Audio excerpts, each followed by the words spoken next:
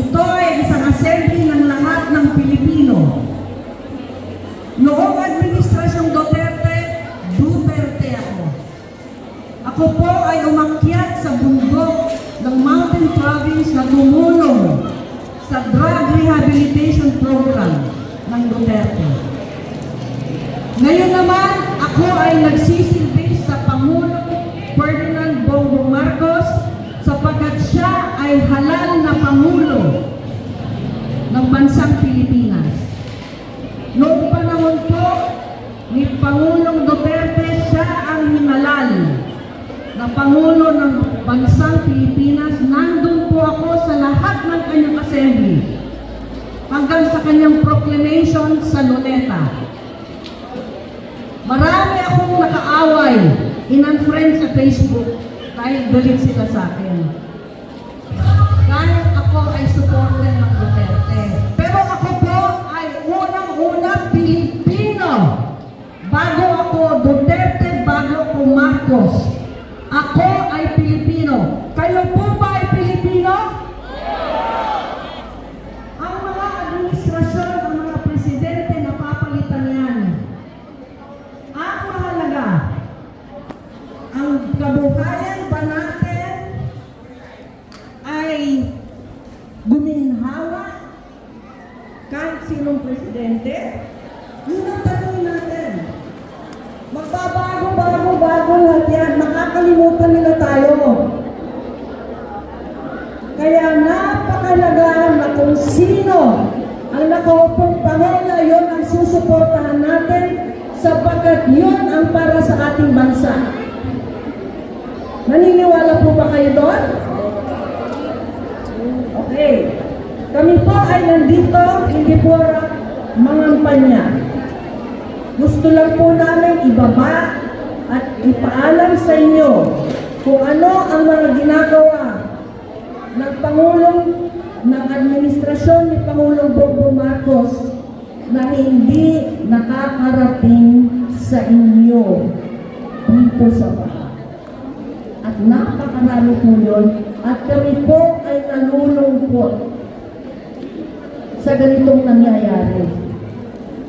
Napakadami, hindi namin alam kung bakit sa Mindanao, sa Visayas at sa mga maraming ang Luzon, hindi nakakarating sa mga taong bayan. Ano yun? Anong problema? Politiko. Sa ngayong araw na ito, wala pong politiko dito. Tayo lahat ay Pilipino, tayo lahat ay dapat makinabang sa ating mga karapatan. Sino man ang Pangulo natin. Ngayong araw na ito, ang ating Pangulo hanggang 2028 ay si Pangulong Bongbong Marcos.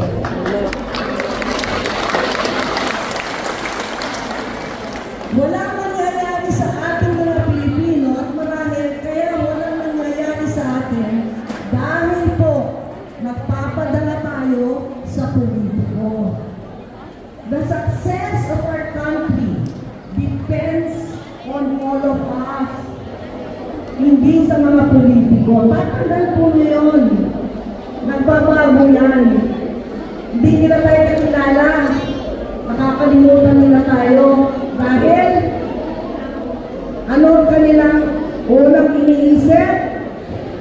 Yung kanilang self-interest. Okay?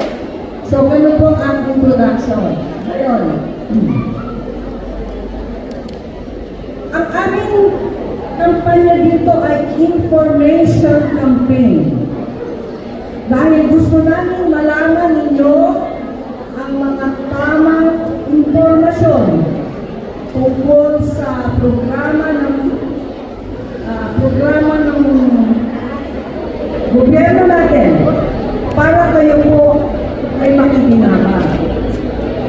Isang mahalaga pong usapin sa information campaign ay true, correct information. Ang kalaban po natin ngayon ay fake news. Okay?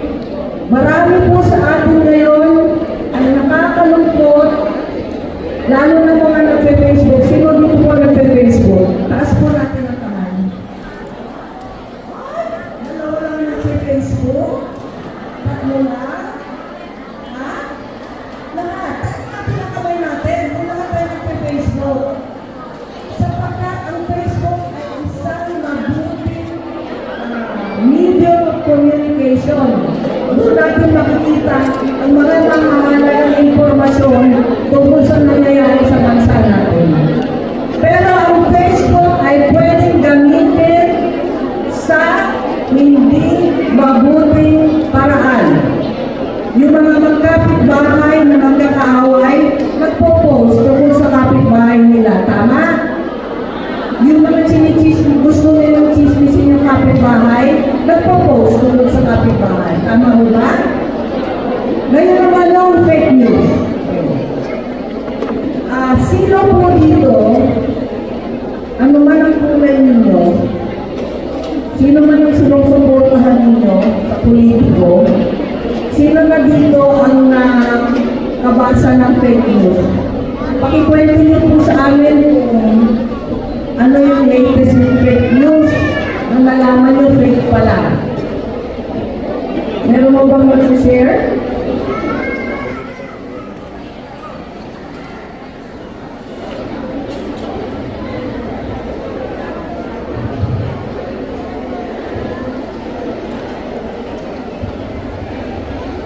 Okay po.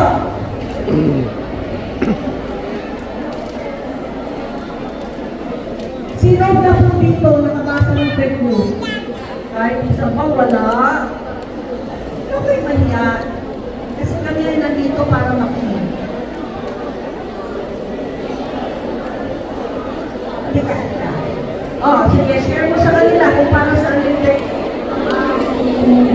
Nabasa ko ng fake news.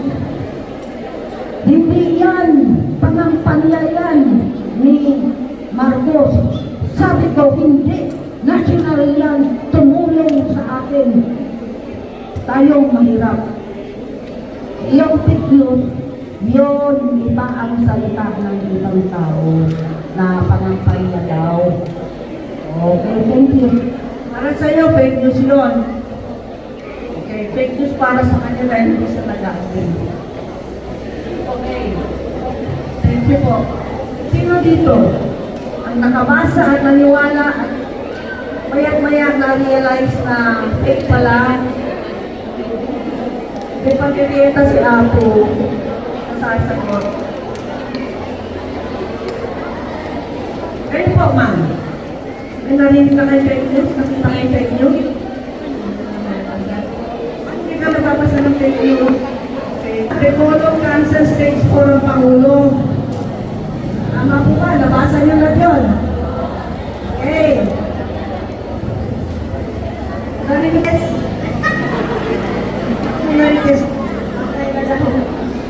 Patay na daw ang Pangulo natin.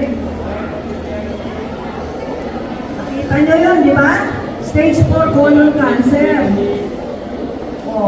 Di nabulol tayo, pati ako naniwala doon.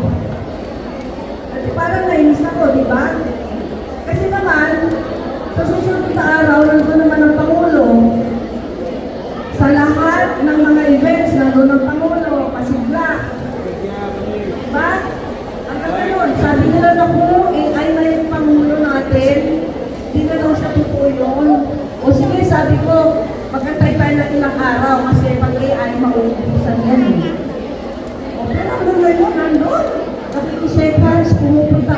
One of these days, makikita nyo ang Pangulo dito sa Mindanao. At makikita nyo na ang Pangulo ay happy, buhay na buhay, nagsisilbi sa ating bansa.